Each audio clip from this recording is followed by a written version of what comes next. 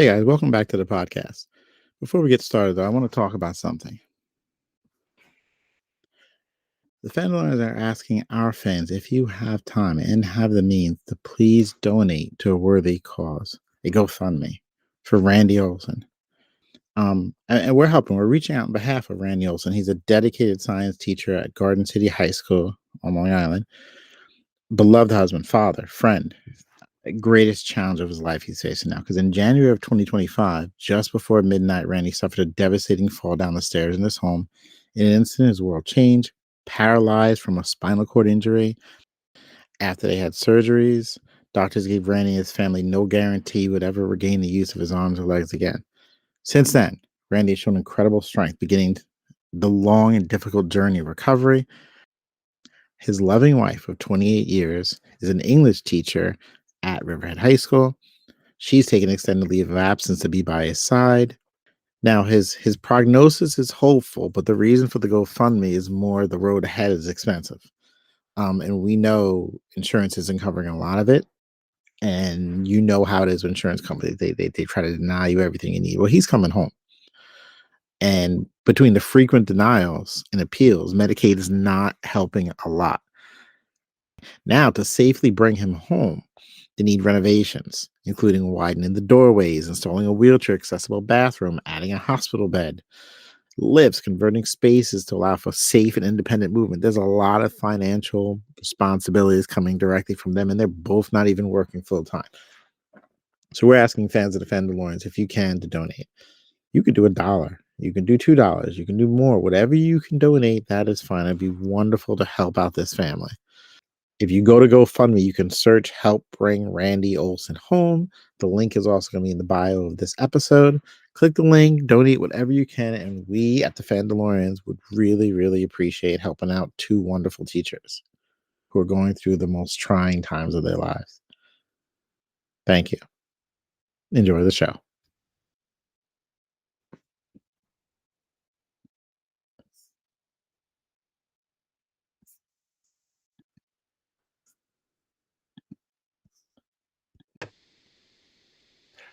Welcome back, class. On today's episode of the podcast, we are asking the big questions. Is Superman good? Are superhero movies back? Mr. Richardson and Mr. McDonald are joined by a special guest to discuss the new Superman movie. All this and more in a Truth, Justice, and the Fandalorian Way episode of the Fandalorians. Teachers by day, nerds by night.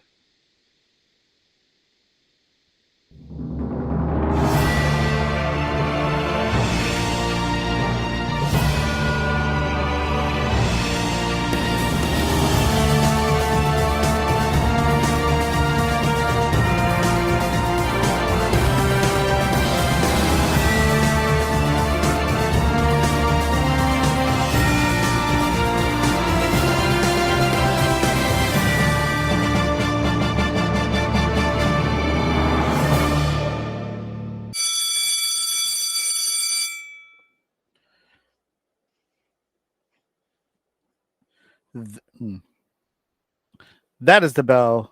Class is back in session. Welcome to the Fandalorians podcast. Keeping the energy up. Teachers by day, nerds by night. We are the #1 public school public school podcast. Pop teacher culture. Yeah, Pop-Tarts podcast every week. Bringing the latest entertainment news, reviews, and lively debates, all with a fun teacher twist. Proud members of Unfiltered Studios Podcasting Network. Lifelong friendships, banter, good-natured trash talk along the way. Hit us up on the Fandalorians mailbag at gmail.com, or you can text us at 631-494-3632. Allow me to introduce ourselves. My name is Mr. Richardson, 4th grade teacher, and the man who owes our special guest a thank you. Mr. Tollner is back for we signed him to a 2-episode deal. I got to thank him for something, but I'm going to get to it after I introduce everyone else. But I owe him a thank you that he doesn't know about, but it's a long time overdue. My other co-teacher, the man who is currently on the beach, Mr. McDonald. You're on the beach, huh? Well, by the time this podcast episode airs, I will be on the beach. Nice. Enjoy the break. enjoy the break of baseball and just time on the beach. That's my favorite part. So, every year we go down to Myrtle Beach because I like to play golf, and we used to play a lot of golf. Pre-kids, we'd play like 5 or 6 rounds in a week. Now we get to play 2 rounds a week. Yeah, kids. Do you drive to Myrtle Beach? We do. Okay. And what we do is we've been going since 2001, I want to say, maybe 2002, I forget. But we've mapped it out. The best time to leave is at midnight, because then you'll get to Myrtle Beach like at noon and you hit no traffic. It's just you got to drive through the night and power through. But turns out that caffeine is pretty awesome. Nice. Our other co-teacher, Mr. G, missing again today. He was accidentally sucked into a board game. He'll be back after he rolls the 12, guys. So we're hoping that happens soon. He got Jumanji'd? Yeah, man. Happens to the best of us. In his place, once again, coming back, Mr. Richardson and Mr. McDonald's former study hall buddy, Peter Tollner. You came back. I did. You had fun the first time? A week ago when the first episode came out? A week ago when we last talked to you? Obviously, it was a week ago, right? Yeah. Yes, it was. I don't know if Yeah. I mentioned that part. Pete, I owe you a thank you. Here's why I owe you a thank you, because you did something in my youth when we were kids that I never got to thank you for. Guys, I loved He-Man. He-Man was my favorite action figure as a kid. And what happened was, if you don't know anything about He-Man, he has a power sword. He pulls it out by the power of Grayskull, and the toy lets you hold the sword in the back. He-Man, my favorite toy. I lost the gray sword. I lost his sword. I didn't have it. Peter, this man, lent me his He-Man gray sword for almost 2 months, where I was able to have the sword, play with my He-Man at home using his gray sword, because the only sword I had was Prince Adam, and his sword was like a purple sword. It wasn't really the good-looking sword. And I had a Prince Adam sword, but I didn't have a He-Man sword, and you couldn't just buy the sword back then. And so I had nothing. It was terrible. Every time I played with my toys, I had to pretend He-Man lost his sword, was trying to find it. It's like the only storyline I could do for months. And he let me borrow his sword for 2 months, and I had great adventures together. And then eventually I had to give it back. I think his mom said, "Get it back." He shouldn't have your sword, which probably would happen. But thank you, Peter. So hang on, Pete. What did you do without your gray, sword? Do you remember this at all, or not really? Not really. I completely remember this. I can imagine. So, all right. So, listeners, obviously it's a core memory now. Yeah, 40 years ago, it was much harder to get a toy, right?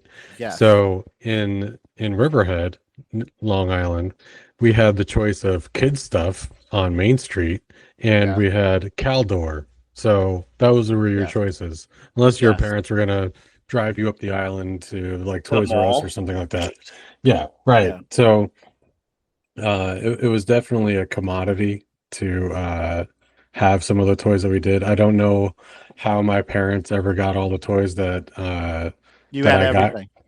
Yeah, because I imagine if you took Amazon away from everybody right now, if no one shipped anything, what would happen?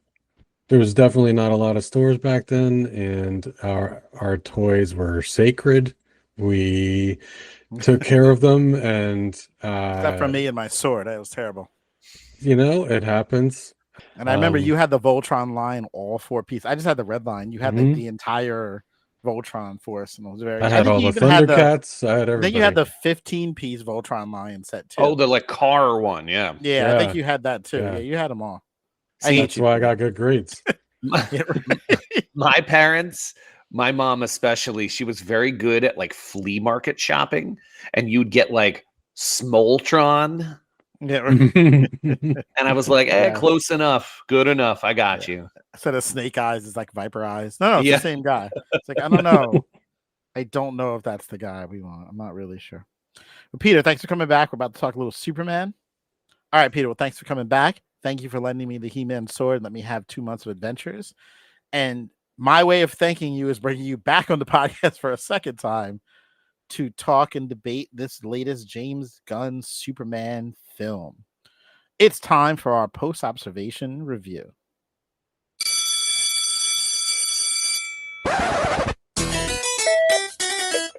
Please excuse the interruption.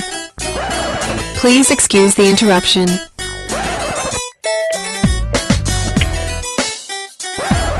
Please excuse the interruption. Can the Fandalorians please come down to the main office? The principal is ready to see you now. It's time for your post-observation review. The principal is ready to see you now. It's time for your post-observation review.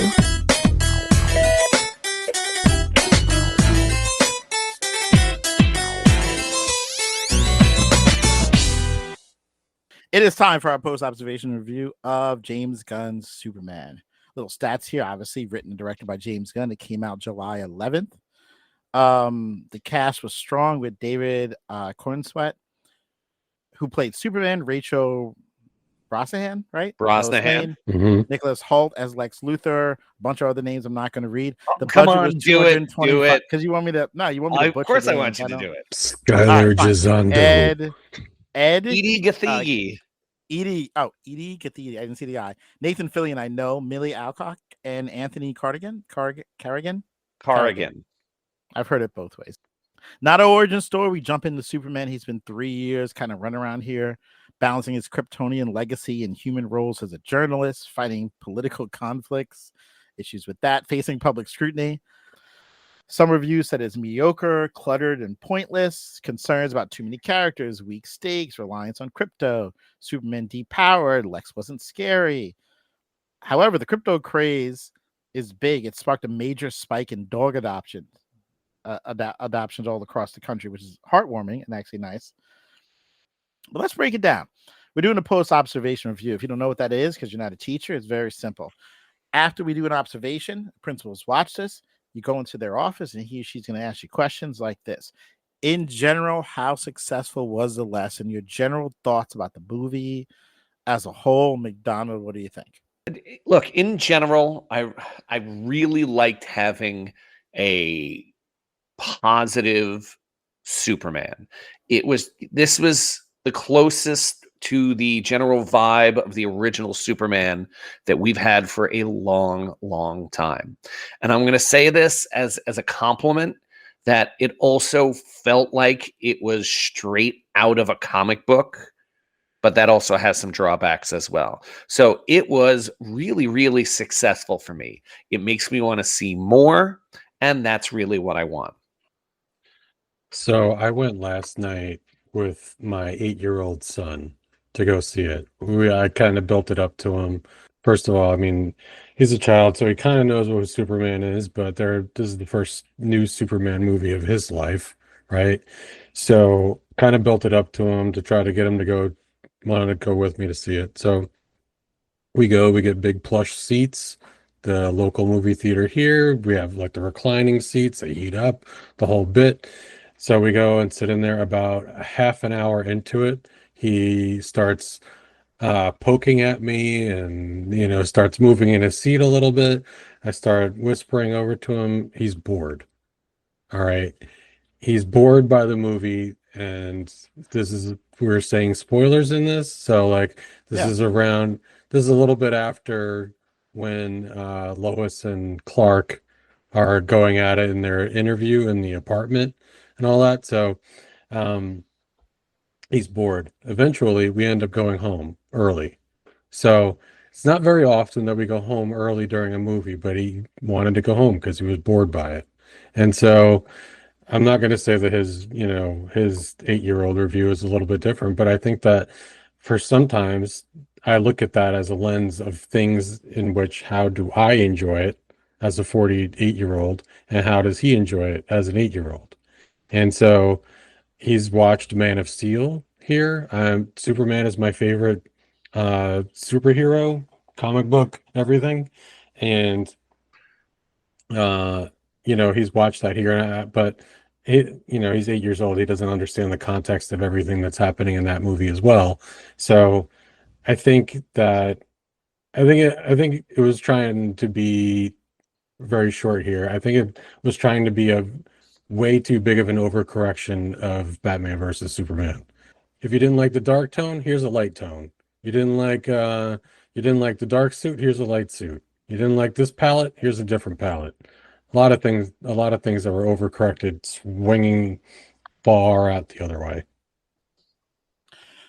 So I enjoyed the movie. See, it's funny. I have a different experience because I brought my 5-year-old niece is now my foster daughter, and she came at 5 years old, and she was into the whole film all the way through. She just sitting there. Obviously, she appeared to be waiting for Crypto to return. Obviously, it's a course correction. Superman didn't break any necks.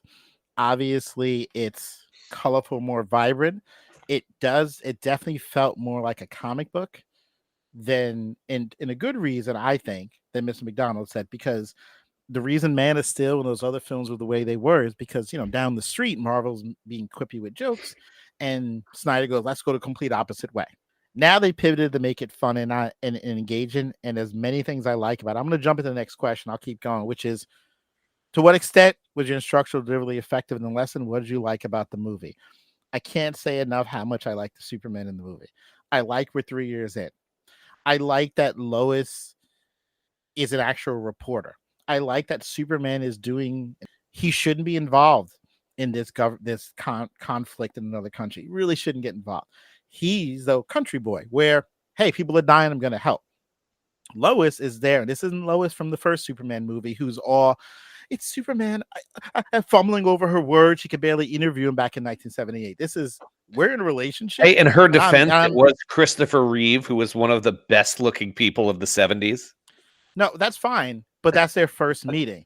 This is, no, it makes sense. But this version, it's 3 years in where she's past that, and she's going out about the fact where I saw it initially where, why is he interfering in a conflict like this? It makes no sense. The bickering and arguing is perfect. The fact that he's getting beat up, some people hate that. Oh, my, Superman shouldn't get beat up. I love Superman animated series, so I can't now turn around and be mad when they do that in a movie form. In the animated series, he gets us a whooping. I love that pack. They humanize They even them. said he just lost his first fight. Yeah, I like that they humanize them. They went out of their way to make him feel reachable, touchable. He's got a dog that doesn't listen. He's arguing with a girlfriend and losing an argument. And of us with spouses have lost arguments many, many, many, many times. They humanize him as best they could. He just thinks he's doing his best, and he tries to. I did appreciate that take on Superman as well. I mean, look, I liked a lot of what you said as well. I liked that James Gunn really leaned into what James Gunn does well. James Gunn balances like large movie characters, like an ensemble, really, really nicely. And he does a nice job of giving just about every character their own reason for doing what they're doing and their moment to shine. And he does that really, really well. I mean, just the fact that, we're going to talk about this a little bit later, but the best fight scene of the movie doesn't even involve Superman. Superman, they always say he's a Boy Scout as a bad thing, but I think that's a good thing. That's the Superman that the comics has. That's who he should be. He should want to do the right thing. And everybody struggles with, how do you make Superman relatable? And the best way to make Superman relatable is to have him worry about his friends, his family, making the right decisions, because those are the things that everybody worries about. Pete, what did you like about this movie? My things that I liked about it is much shorter than the list of things that I don't like about it. So I will be quick in this, in that I like the casting. I think they nailed the casting on it. I think David Corenswet is a great cast as Superman. He's not a household name by any means. He was in Twisters, and that's the only other movie that I've seen that had him in it. And Rachel Brosnahan, who was in Marvelous Miss Maisel. So she has a little bit more cachet probably. And then Nicholas Hoult, who everybody knows, he auditioned for Superman a couple of times, auditioned for Batman a few times. So I think he was great as Lex, and the other cast around them, I think were good. I think they did the best that they could with the material that they had. That's just my view. So what would you do differently? We'll just keep going. If you could teach the same lesson again. In other words, what really, really bothers you about this, Peter? Oh, where do you start? I think a lot of things So, like you said earlier, Lois Lane is a reporter. What did she report on in this movie? Anything? Other They than only practicing showed She one didn't break the scene, story really, of Lex Luthor at the end. which magically somehow goes out to every single media outlet at the same time while she's in a spaceship. And And the billionaire Lex Wi-Fi is Luthor good in doesn't own his Metropolis. own.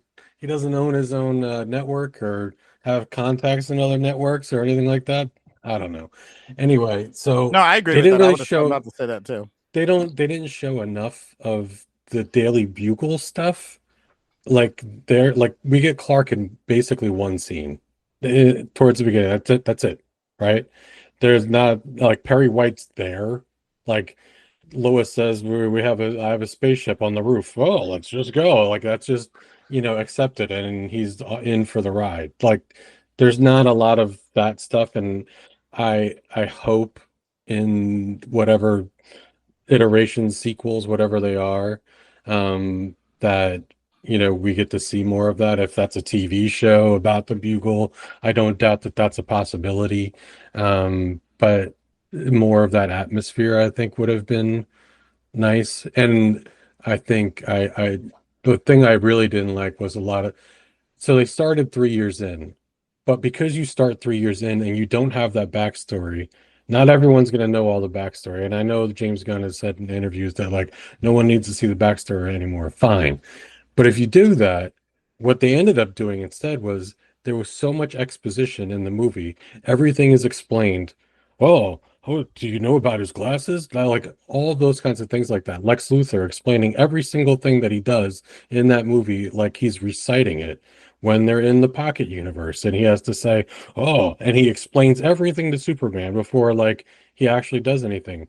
Towards the end, where they're both just like repeating their own soliloquies to each other before Crypto like comes in and knocks out Lex basically.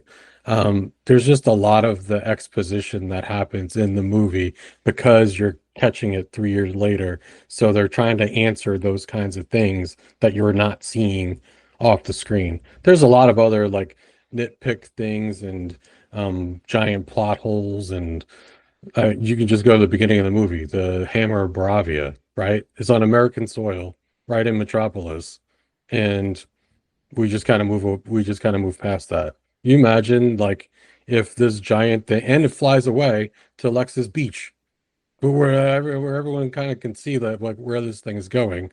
We never talk about that after the fact. Can you imagine if something like that from another country came here? Like what that would be? But we just kind of skip past that and we move on. That's just like kind of accepted by the people of Metropolis that like, oh, this is here. Okay, we'll move on.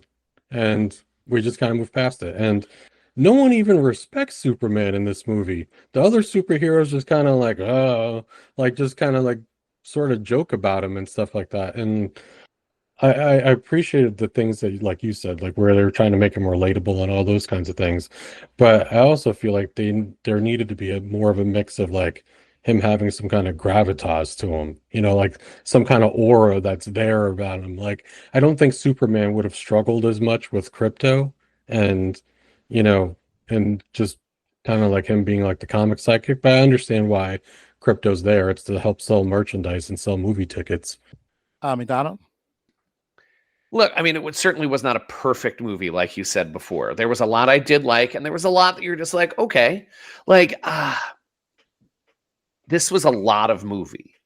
They could have cut out like 15% of the story and just given us a couple of more scenes in some of the bigger scenes, because Pete, you are right. He's not Clark a lot. He's Clark. He's Clark when he's on the phone with his parents after he gets the story published. He's Clark when he's like cooking dinner for Lois. And then he's Clark after he gets his butt kicked and goes back home to Kansas. And that's not of his own will. That's because like he and that's brought there, yeah. And look, James Gunn does do a nice job of balancing a lot of like balls in the air, but there were a lot of things going on in this movie, and we could have gone for less. Like I could have done. I didn't need Ultraman and the engineer. You could have just picked one. And finding out who Ultraman is, you're like, oh, okay, I see Was what they're going. anyone surprised by this, by the way? No, and I'm like, Like, I see was what the they're going for. I gotcha. right? The only surprise was going to be when he takes his mask off. Is he going to look like Bizarro or is he going to look like Superman? And he looked like Superman with long hair. You know what I thought would have been hysterical? You know who they should have cast as Ultraman? Henry Cavill. Yeah.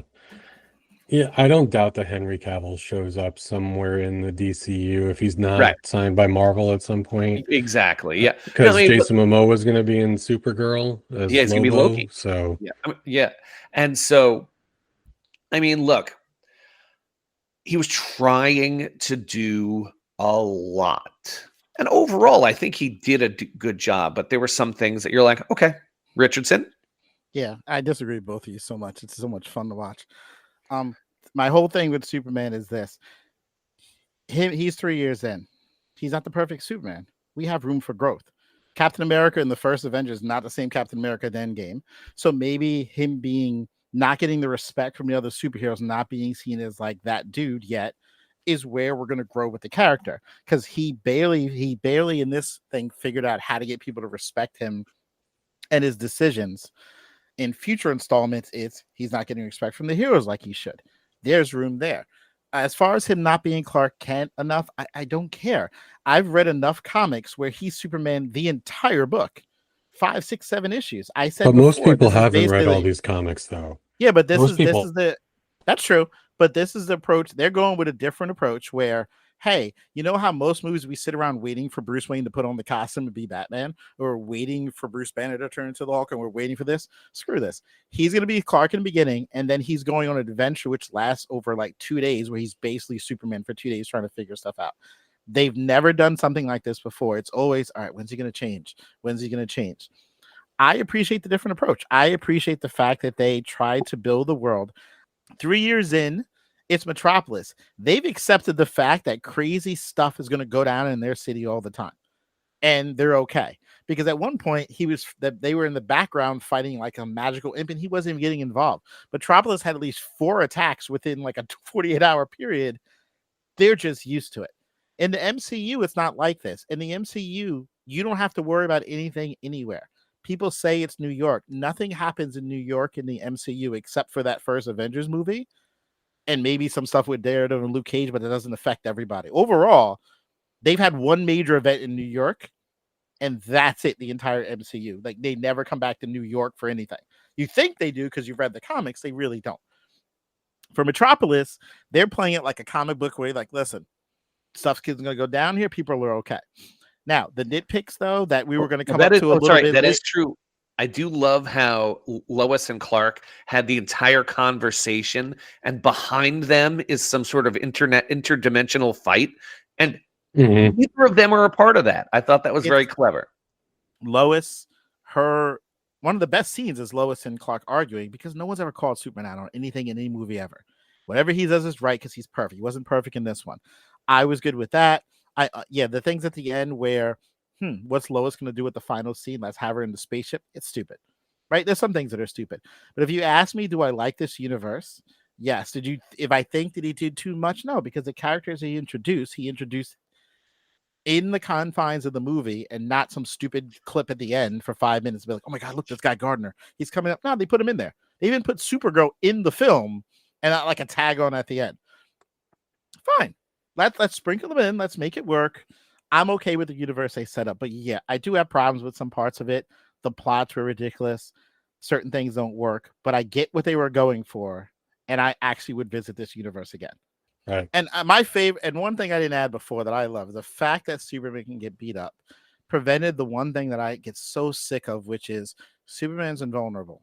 So unless it's kryptonite or other Kryptonians, he's basically fine. And the entire movie is him running around saving Lois, running around saving his parents, running around saving other people, instead of him actually being in any actual mortal danger ever. It's usually, if a bomb goes off in Metropolis, he's going to be fine. Once they animated series him, he's catching whoopings. He could be in danger. I actually like that part of it, where Superman's role wasn't just to go save Lois from a falling helicopter again. He actually didn't save her, I think, once in this at any point, did he? She saved him once, Not which is a different directly, yeah. as well. All right, Teachers Lounge, guys. First one, what was their senior quote? Best lines or speech in the movie. I'll do the argument between Lois and Clark again. Set the stage for everything. Completely different approach. I loved him being checked, and that never happens. McDonald, what do you want to say? Yeah, I mean, look, I'm going to go for a Lex Luthor quote because one of the things that Don't steal mine. One of the things that drives Luthor and Superman's relationship is just Lex hates Superman because everybody loves him. And Lex just wants everyone to love him. And so in this, his quote is, "My envy is a calling. It is the sole hope for humanity because it is what has driven me to annihilate you." Lex Luthor does not see himself as the bad guy. He sees him as the only hope against a foreign invader. And they touch on that a lot. But I mean, they do make Lex cross a line just to make sure that he's a bad guy. Like when he shoots the kebab guy, and you're like, oh, Lex Luthor's a bad guy. But other than that, you're like, you could see the nativist Lex Luthor argument where we can't trust this guy. What's to stop him from taking over the world?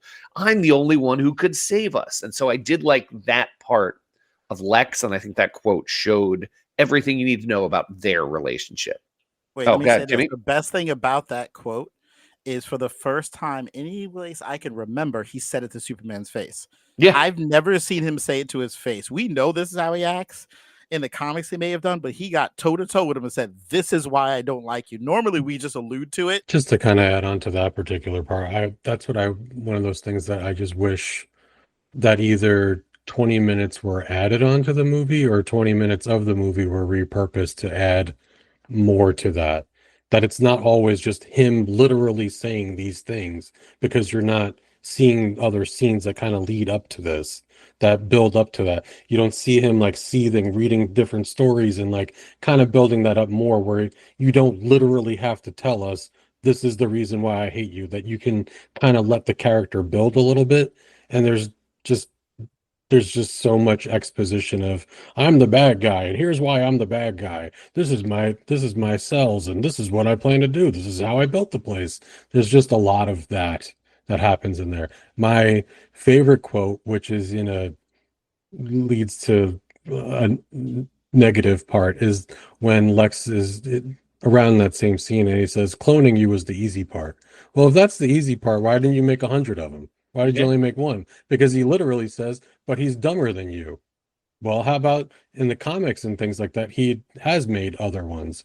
But in this context where he's presenting himself as, super smart and all that, which we know from, the comics and that. And this is the only one that he's made. So why haven't you made other ones? The only ones you've made so far. Because according to comic book lore, he's going to make one more clone, and he's going to use Superman's DNA. But it doesn't look like it in this scene. Lex. In this scene, it looks like this is the only one that he's made. Yeah.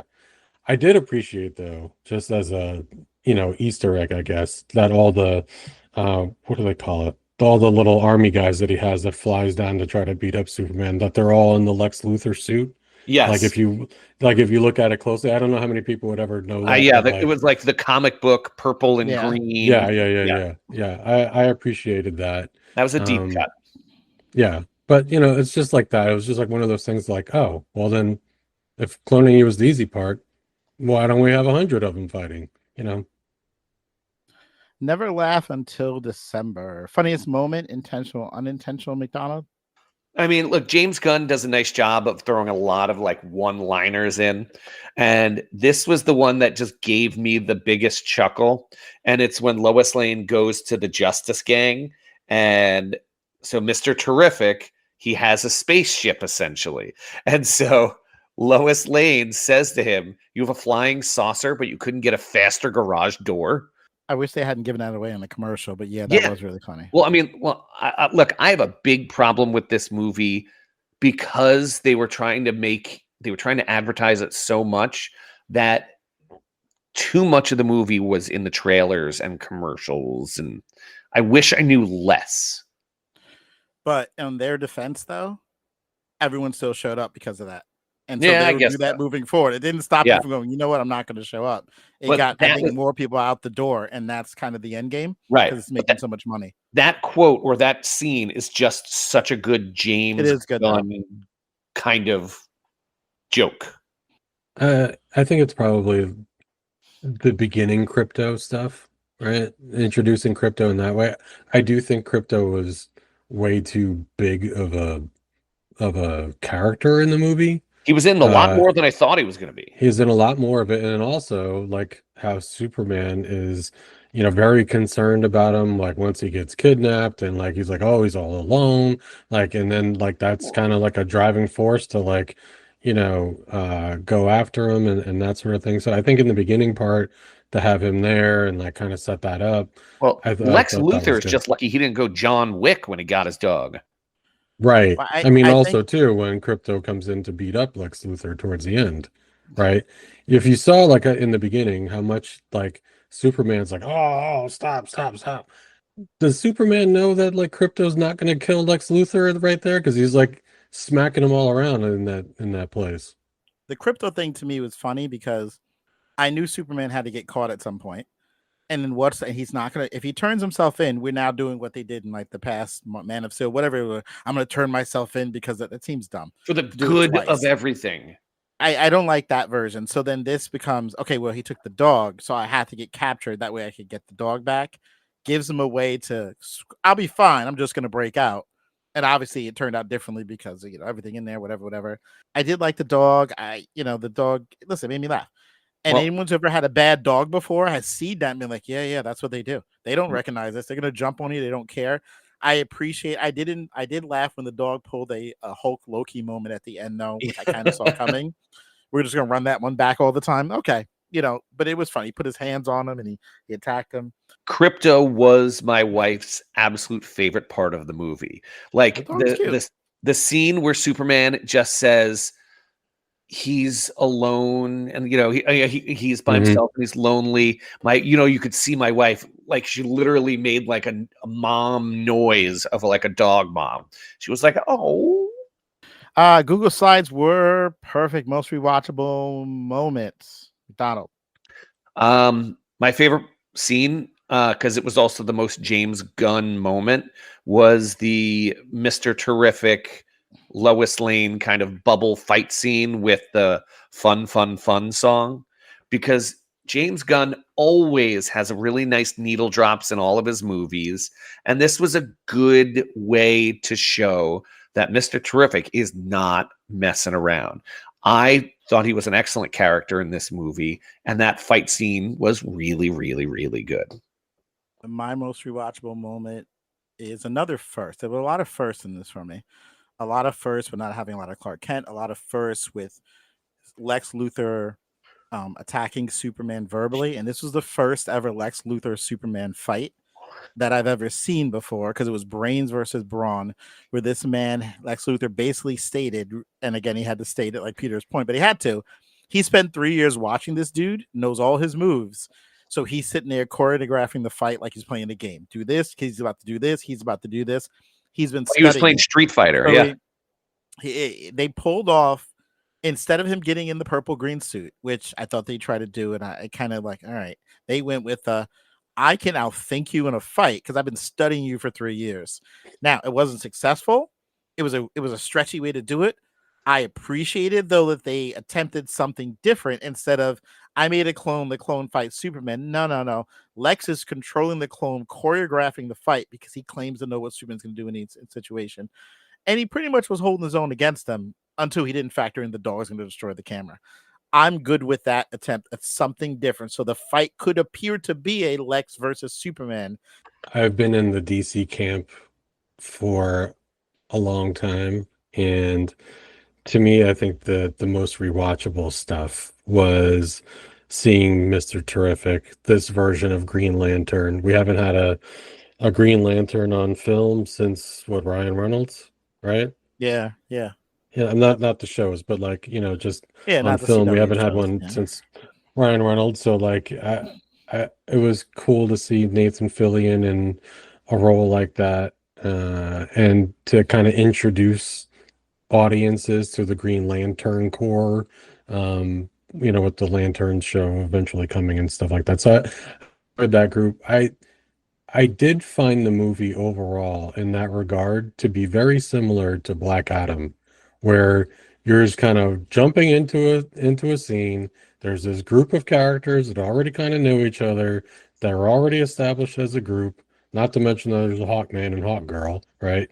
Um, I just think structurally there was a lot of similarities between the two of them in that regard. Back to that though, I think just seeing them all like interact as a group, I think kind of laid a foundation as to what we might see later on in time. I don't know how Batman will ever fit into that. I'm assuming we're going to get like something closer to Lego Batman than Robert Pattinson's Batman. No, I hope they do the Batman animated series. You need the Superman contrast between Batman is the entire universe. He's a loaf, kind of a jerk to every other character, even though he's not really a jerk, but it's versus Superman going, hey, listen, I'll handle this. You can leave. Batman, like, get out of my city. Like, it's two different. They messed up with the last one because they made Superman as dark as Batman. No, Batman should be a jerk. Superman's nice. That would be funny to me. Class, what's 5 times 5? Chris, my dad has a rash on his belly. Things that make sense. We kind of tripped over a bunch of it before. The whole stuff with the Daily Planet thing at the end was dumb. Unless their Wi-Fi was down, why is she flying over there with the ship? Why is everyone like the whole city splitting apart? The two things that'll jump out to me, that I'll just jump in. Yeah, just dumb. The two things that'll jump out at me is when we go into the whole in the older universe and that liquid in the ground, that's not liquid lava, whatever it is, that is made of, Mr. Terrific tells us it's it's made of this, it'll destroy you. Superman surfing Pseudoscience, it. yeah. Yeah, Superman surfing it like 5 minutes later holding a baby, but this will destroy you if you touch it. Okay, that's chaotic. Stole my thunder. Yeah. Second, two more things though. Second is the fact that the second they get the Lex Luthor's able to get the video and find out the other ending of it, and he publishes it online. And in 5 seconds, people read their phone and then throw rocks at Superman after he's been helping them for 3 years. I thought that was stupid. I thought how fast they were like, all right, we got to get the crowd to turn on Superman. So there's a video online and they look at it. What? He wants to take all our women? And then they're boo. What? It doesn't move that fast. Because there'll be the people, the Superman fans are like, this is ridiculous. I don't believe Lex. It should split. But the worst is the ending. This is the one that bothered me the most, this whole movie. Metropolis is pretty much split down the middle. I know they repair it later. I get it. It's comic book, whatever. It's split down the middle. People have evacuated. Buildings are falling. It's out of control. In the midst of all this, if the disaster is barely over, we now prove that Lex Luthor is working for that other government. And the Daily Planet crew and the spaceship send it out. People who are running from their lives, buildings are falling, they're trying not to die, check their phone to watch the video. Oh, hang on. Oh my God, Lex is lying. I don't know. People are pretty addicted to their phones. Dude, you can't tell me in the middle of a disaster of that level, the whole city stops and starts watching the video that Lex is evil. Didn't everyone evacuate Metropolis? Because I'm pretty sure that Superman just fought like 1,000 guys in the air, and then all those guys would have fallen down, right? And that's one of my problems with James Gunn movies anyway. It's just they ignore collateral damage altogether. And I thought that that's one of the things that I enjoyed about Batman versus Superman is that that's like a key plot point, is the collateral damage that occurs and why Bruce Wayne is angry at Superman in that movie. And, largely in these ones, and then in the end, that scene that you mentioned, everyone just shows back up again. What about you, Pete? I know I stole one of them. What else you got? Anything? Yeah. So when I came home, I told my wife that the moment that Superman is going down a river of stuff that I don't know, holding Metamorpho's baby, I knew that this was not the Superman movie for me. In the very first movie of, this iteration, I don't have a problem with him doing that at some point, but like in the very first movie, halfway through, Like we're already doing this with a character like Metamorpho, who's not really established at all either, and is, I would argue, is very not great in this movie, not very developed or anything like that, He and just looked kind so of good though. But yeah, yeah, not yeah, developed, but he looked great. yeah. He's one of the, I think, one of the better CGI things. Like Yeah. I think they put 90% of their CGI money into crypto, and then everything else they just kind of Yeah. Well, it's so funny that you're talking about that because I thought the CGI of the movie overall was good, but Metamorpho's baby man, that was not good. That no. yeah, you're like these graphics are this looks like the CW. Everything else I thought was really good. And so I thought that entire scene where Superman is sent to the alternate dimension, that was the slowest part of the movie where you could have just gone away.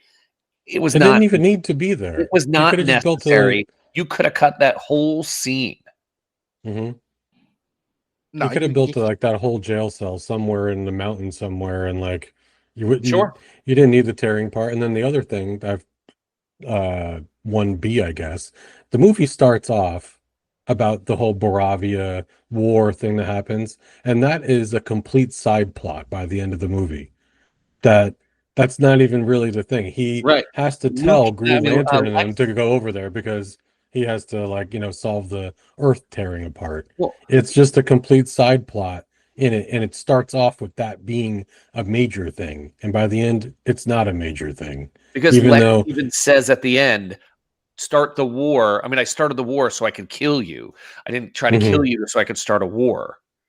You're Yeah, like, and I there. thought that was a cool line, but like just the whole like thing of like, and then everyone's chanting Superman, Superman, Superman to like come save us, and like Green Lantern comes to save them, and I thought Green Lantern showing up was kind of cool to set up that kind of a hero being, outside of America and that kind of thing, but just there's just a lot of things that I don't doubt James Gunn's love for Superman. I just don't know that he was the right person for it. I thought he was great doing the Suicide Squad, which is that kind of a lot of characters, a lot of movement, a lot of plot points and things like that, like Guardians of the Galaxy, movies of that nature. You have so many characters, you got to worry about so many plots and backstories and things, where Superman often feels like in this movie, like the B character. Like I care a lot more about Mr. Terrific now, and I think a lot of people do. Yeah. New student thoughts on the new characters you're introduced to. We talked about Mr. Terrific. I mean, everyone's kind of new because these are new iterations of the I character. mean, but we also know comics as well. There's no characters that you're like. I'll tell you what I did like. I did like Lex's girlfriend, who ended up being a very important character towards the end because you thought she was just dumb and ditzy, and it turns out that she was actually taking photos of what's going on the entire time. The Jimmy Olsen stuff was funny. The Well, hesitation every time. So we're gonna hang out, right? And it's like 10 seconds before he goes, well, hold on. yeah. We'll save that for Star Student because I thought that was great. Your favorite student, Tollner, was Mr. Terrific. I think for this segment, I would probably say Guy Gardner as Green Lantern. I had no idea what to expect. Like seeing like the first Green Lantern is going to be Guy Gardner. You're like, what? It's not Hal Jordan. It's not John Stewart. But I thought that he fit the mold of that movie Yeah. better than the other two would Yeah. have. The other two would take up too much space. He's Right. just like basically a jerk, and I know he's showing up in Peacemaker as well. All right, Mhm. listen, Star Student. You get a sticker, actor, character, whatever. McDonald, who's getting your sticker? I'm gonna go with Jimmy. Me? They did a really nice job of turning Jimmy Olsen, Superman's pal, a photographer, into an important character. And he's so important because he has the riz, he has the aura, whatever you want to call it. He is the ladies man in this movie, and he's not even trying. The fact that we were joking around that she's like, "We're gonna hang out this weekend, right? We're gonna hang out, right?" And he's like, you got weird mutant toes. I don't know. My Star Student, my sticker goes to Lex Luthor. The actor himself. I just like this rendition of Luthor. I just like how menacing he came across. Exposition even aside, he comes across like he thinks he could take Superman in the fight. When Superman's showing up asking for the dog, and he's like, "What dog? What are you talking about? I never see the dog." He's Yes, throwing his Brandon, you love desk. it. He just picks up the coffee, not even flinching. And even when he's walking through the Fortress of Solitude and all this stuff, I just liked that. And then we get the moment where he shoots the guy, which like, let's make sure we know he's evil. Let's make sure we know he's crazy. Regardless of the chaotic plot, it feels like he's going to win pretty much 80-90% of the movie because he's 2 steps ahead the whole time. He's mapping it out. But of course, inevitably, I understand villains, they lose.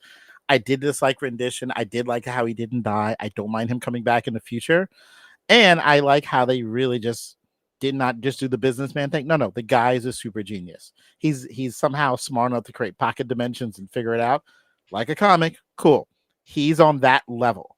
And because he's that level of intelligence and they show him being super intelligent, I appreciate that. So I'm going to give my sticker to Luther. Crypto will get a star flavored biscuit. Peter, who you got sticker to? You can get multiple people. Charlie used to do like 18 people. I mean, I'm probably going to go with multiple people here. I was going to say Nicholas Hoult. I could still say that because he auditioned to be Superman in this iteration of Superman. He auditioned for Robert Pattinson's role in that Batman and lost it out. He's tried out a few different times. He tried out for Chris Nolan's Batman series. So, he's tried a couple times, and I think he found a good fit, or James Gunn found a good fit for him as Lex Luthor. But I would say David Corenswet, Rachel Brosnahan, I thought they did a great job. They had a great chemistry between each other, and I think they both kind of fit the role, even though in the film they kind of look like they could also be related, like they had the same hair color and same everything. We just know that they're not, but like if you just kind of told people when they're sitting next to each other, I think they look very similar as well. But I thought they did a great job. All right, so who needs to go sit in the corner out of this character? Which character is not necessary? I'm going with Hawkgirl. There's no point of her being in this entire film. There's literally no reason. No one. I don't understand why. I actually have 3 characters, and Hawkgirl is one of them as well. So ready? Here are the characters that you could cut, and the story wouldn't really change at all. Hawkgirl, Ultraman, and Metamorpho. That completely changes the story. Nah. It does. It does a little bit. Metamorpho does the kryptonite, and that's the reason he's trapped. How are we doing that? There's no more So, kryptonite. And then guess what? just have Ultraman's kryptonite. DNA is how he walks into the. You don't think Lex? He's already got his DNA from the hair. He could just use the DNA to get in that way. Whatever. I'm just saying this was a lot of movie. You cut those 3 characters out of there. Give them like Hawkgirl. Was he fighting at the end of the movie? I thought her performance was really good. I love her as an actress as well. She just wasn't needed. Ultraman, it's kind of like putting a hat on a hat. You fight the engineer instead. Who? From the first part of the film? Yeah. The girl with the saws? Yeah. Okay. I don't know. It was a lot. And Metamorpho, give him his own show. Make him part of a JLA, not JLA, Justice League International, the funny kind of quippy Justice League. That's what I want to see. Booster Gold and all that fun stuff. Peter, who's sitting in the corner? I can't believe. I mean, I would think that this would only be in like Family Guy or something. I can't believe that there was a scene with monkeys typing on a keyboard.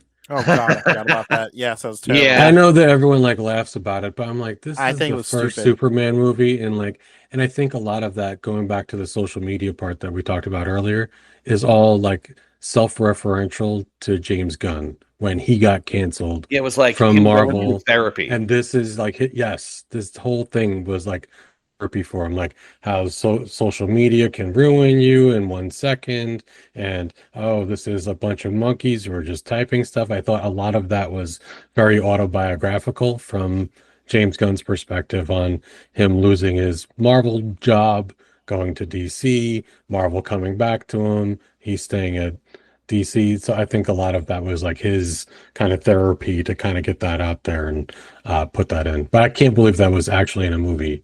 I just That was imagine after watching the studio, right, which we talked about in the Apple TV bit, I Yeah. always imagine Bryan Cranston's, Griffin, I can't remember his last name, but I Yeah. just remember him as an executive just being like, we don't make films, we make movies. And like just having these popcorn little moments that people are going to talk about either positively or negatively. I thought that was the dumbest thing with the monkeys as well. I honestly forgot about it. But yeah.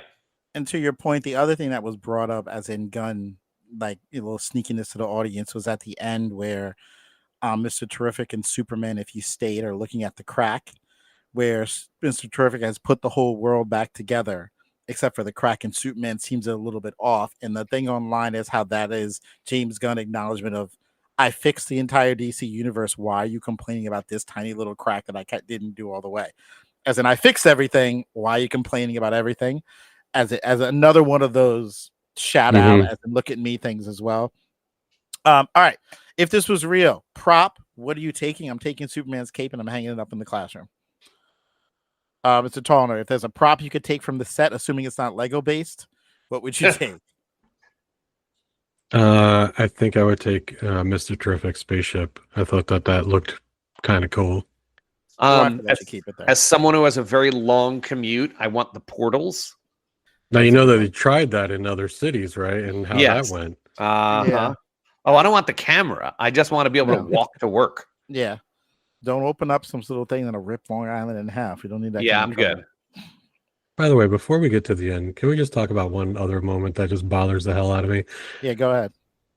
They're trying to suffocate Superman, right, with these nanites or whatever it is. And, yeah. Okay. And then, right, so, and they keep saying, and they show us, oh, they're infecting his lungs. He's going to stop breathing soon. He's going to die. So does that establish the fact that he needs air in order to breathe if they're affecting his lungs? No. Canonically, has Superman gone into space at this point yet?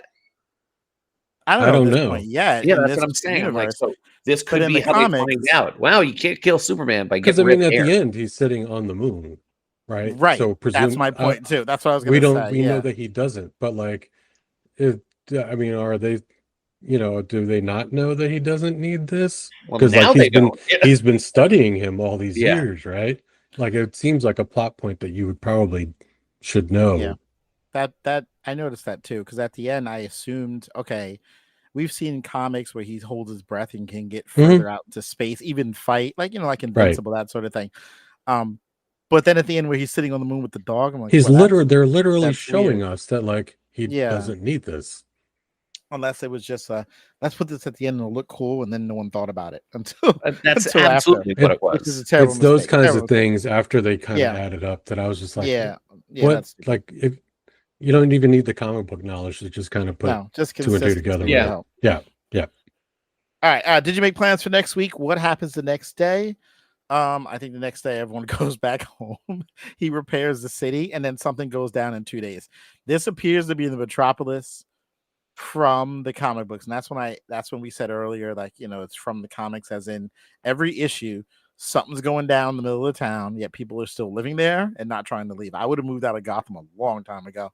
And Metropolis had at least 4 major attacks in, I think, 72 hours. What are we doing? I don't know if Coast City's any better. I don't know if the other places are any better. I'll just say, though, everyone goes back in their buildings. There's a big crack in some people's houses. I'm not sure insurance is covering that.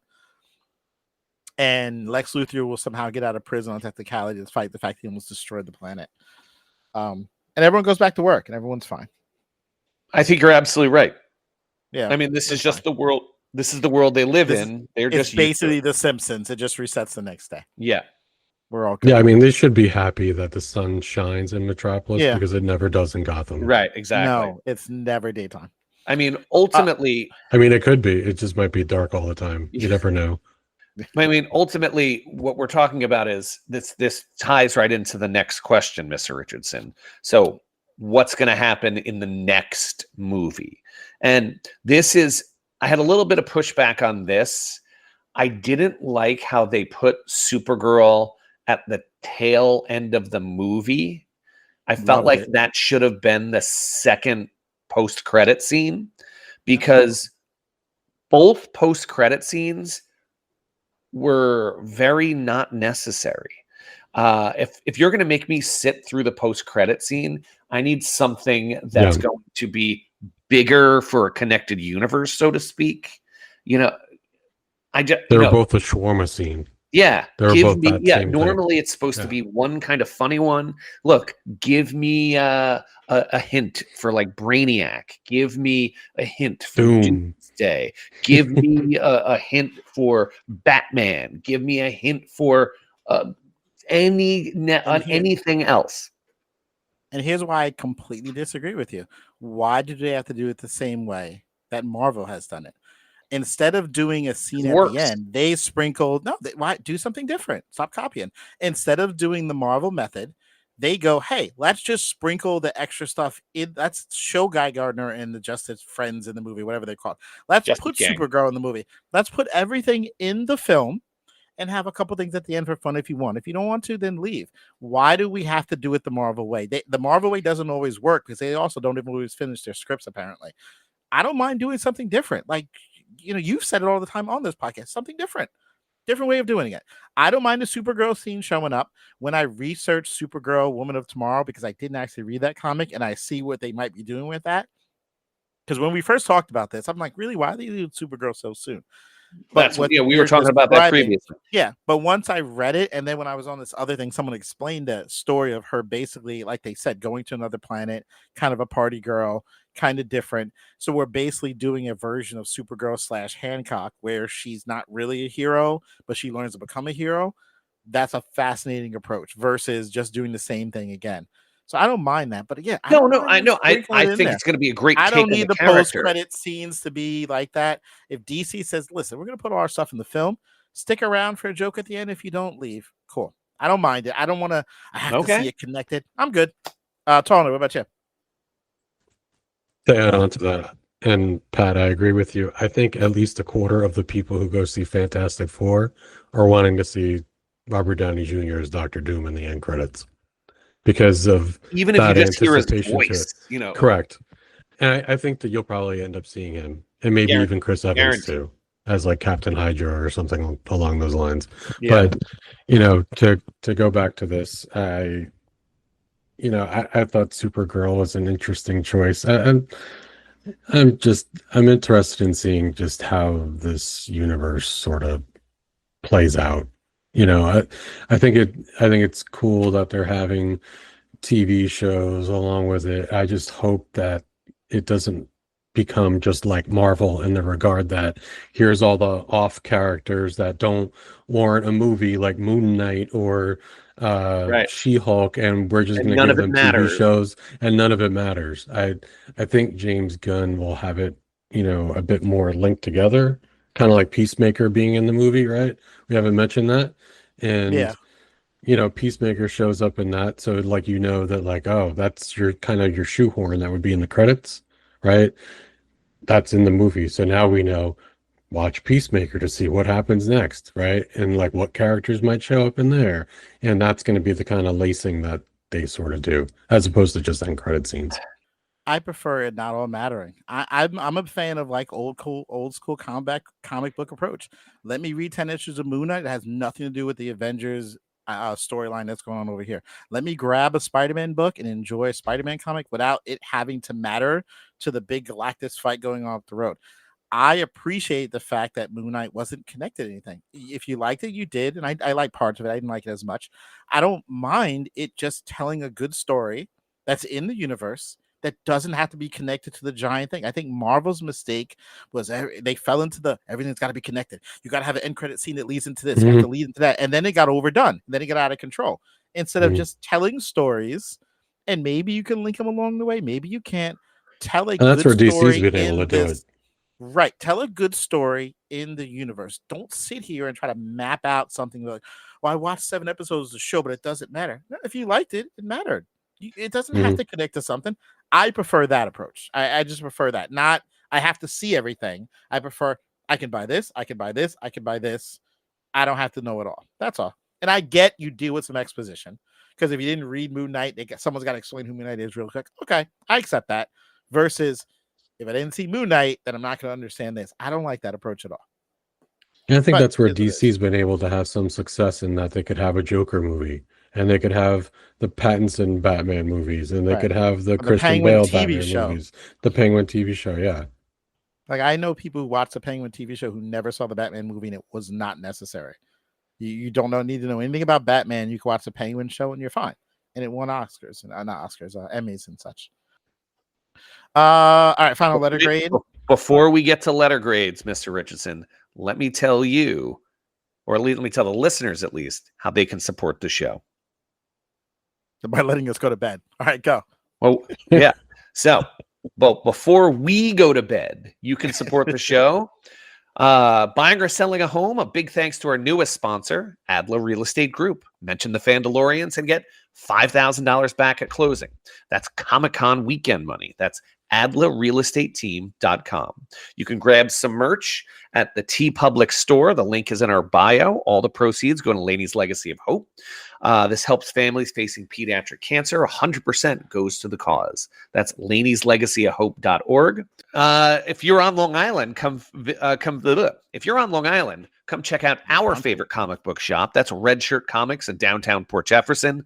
It is the official comic shop of the Fandalorians. If you're not local, support your own local comic book shop. You can visit them at redshirtcomics.com. And then you can say cheese with LJ Photography. From engagement to family portraits, LJ Photography captures life's best moments based right here on Long Island. You can follow them on Instagram at LJ_photography LI. Come check out Kanopy King Party Rentals, backyard bashes, weddings and sweet 16s. You name it, they've got it. Custom vibes, stress-free setup, and bouncy castles galore. Come rule the party with Kanopy King. And lastly, light up your world with Willow and Harlow Candle Company in Port Jefferson as well. Hand-poured soy candles and DIY sessions full of magic and scents. Mention the Fandalorians and you get 10% off your first purchase. You can visit them at willowharlow.com. Peter, did you write all these down so next time you're on Long Island, you can get like 10% off here and get some comics and buy a home? shout out to October Country in New Paltz, New York. One of my favorite comic book stores. Comic book stores are not as prevalent as they used to be, so much love to all of them that are out there supporting all of us nerds walking in there. We're gonna link them to the show. They're gonna be our latest sponsor. All right, school buses are rolling up, but we need to drop some grades first before we get out of here. Final letter grade for this film, McDonald. Look, I really enjoyed it. It wasn't perfect. I'm going to go B+. I mean, it was very important that this movie not suck, and it did not.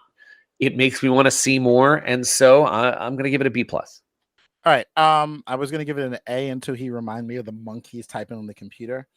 That's an actual scene. Yeah, I know. A to not me a 1 like, second. No, it was there. I tried to pretend it didn't happen. I think I blocked it out. Thanks for uncovering that harsh moment for me. But I will give it a B+. I like that he set up the brand new universe. I'm looking forward to the universe. The idea that he doesn't have his hands on every part of it. So whoever does Wonder Woman has their own opinion, own voice, and he's kind of a maestro a little bit with it. I'm interested to see where it goes. I'll give it a B+. Peter, what about you? I'm going to go with a C+, so like a 78, 79, right? Depending on who you are, you can be proud of that to bring it home, or, you could be disappointed. But I didn't think it was failing. I didn't think it was great, but I'm interested to see where it goes. Well, we'll see where it goes. The buses are rolling up. Time to pack up, time to head out. Instagram at Fandalorians.podcast, Twitter at FandaloriansPod, TikTok at FandaloriansPodcast. Email us at thefandaloriansmailbag@gmail.com and text us 631-494-3632.